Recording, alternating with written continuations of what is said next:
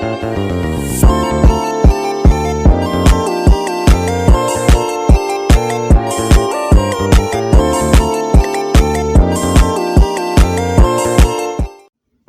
adik-adik, gimana nih kabarnya hari ini?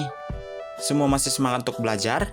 Baik, kalau masih semangat, kita akan lanjutkan pembelajaran pada pertemuan kali ini. Sebelumnya perkenalkan nama Bapak Joseph Ninggolan, dan Bapak merupakan bagian dan perwakilan dari kelompok 8 yang akan memandu adik-adik sekalian terhadap pembelajaran hari ini. Tujuan kami membuat video ini adalah sebagai solusi terhadap case method yang telah kami buat sebelumnya. Sesuai dengan subjek permasalahan pada kelas 6, kali ini kita akan juga mempelajari materi pembelajaran tematik pada kelas 6. Tema 6 yaitu menuju masyarakat sejahtera dengan subtema 1 masyarakat peduli lingkungan dengan pembelajaran pertama. Nah adik-adik, apakah kamu telah mengalami masa puber?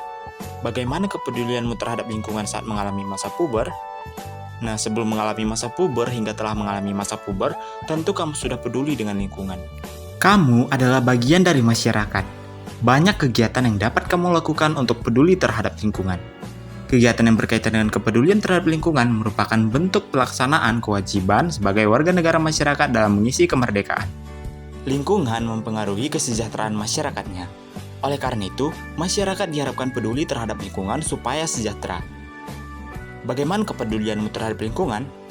Yuk kita diskusikan lebih lanjut. Nah adik-adik, coba amati beberapa gambar kegiatan warga masyarakat di Kampung Damai berikut. Nah coba lihat apa saja kegiatan masyarakat yang ditunjukkan pada gambar. Nah gambar yang pertama itu menunjukkan bahwa mereka melakukan kerja bakti untuk membersihkan lingkungan.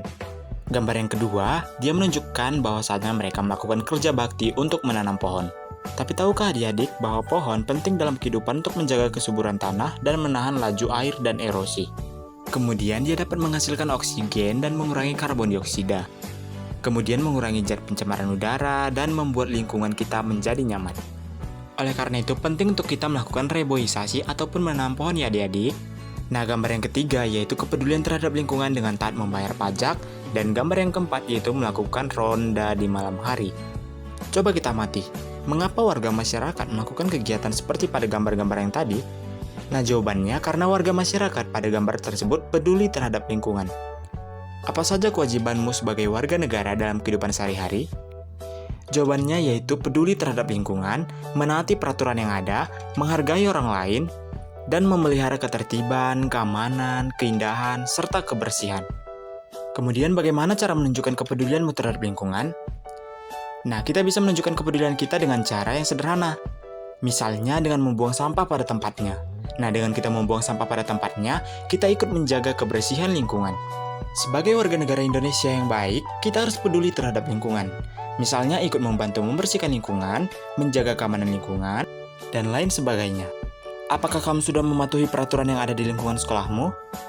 Nah, kamu hendaknya selalu mematuhi peraturan yang ada di lingkungan sekolah. Seperti memakai seragam sekolah sesuai ketentuan, tidak terlambat, menjaga ketenangan dan ketertiban di lingkungan sekolah, serta membuang sampah di tempat sampah.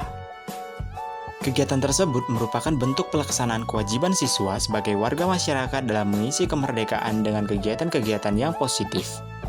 Bangsa Indonesia telah merdeka sejak 1945, dan kemerdekaan tersebut diperoleh dengan penuh perjuangan dan pengorbanan. Oleh karena itu, kemerdekaan bagi bangsa Indonesia merupakan sesuatu yang tidak ternilai harganya.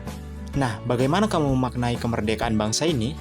Sebelum adik-adik menjawab, Bapak akan memberikan informasi bahwa perjuangan bangsa Indonesia terwujud secara resmi setelah Soekarno-Hatta atas nama bangsa Indonesia memproklamasikan kemerdekaan Republik Indonesia tanggal 17 Agustus 1945.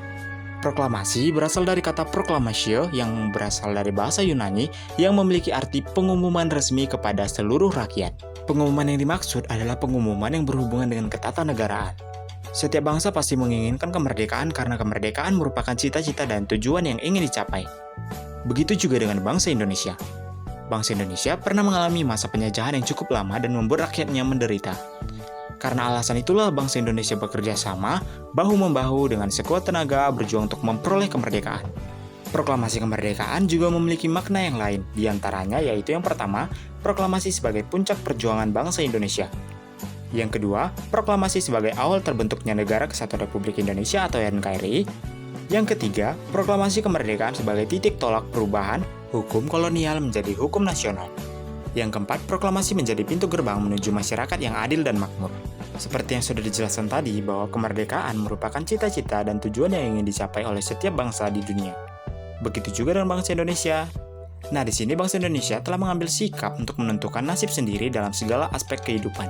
Bangsa Indonesia memiliki kewajiban untuk mempertahankan kemerdekaan dan mengisi kemerdekaan yang telah diraih dengan cara meningkatkan taraf kehidupan bangsanya, memajukan kesejahteraan umum, mencerdaskan kehidupan bangsa, dan ikut melaksanakan ketertiban dunia sesuai dengan undang-undang pada alinea yang keempat.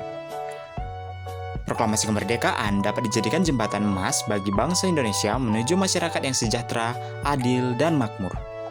Nah, mungkin cukup sekian dulu pembelajaran tematik kita kali ini ya adik-adik. Sampai jumpa di pertemuan-pertemuan berikutnya.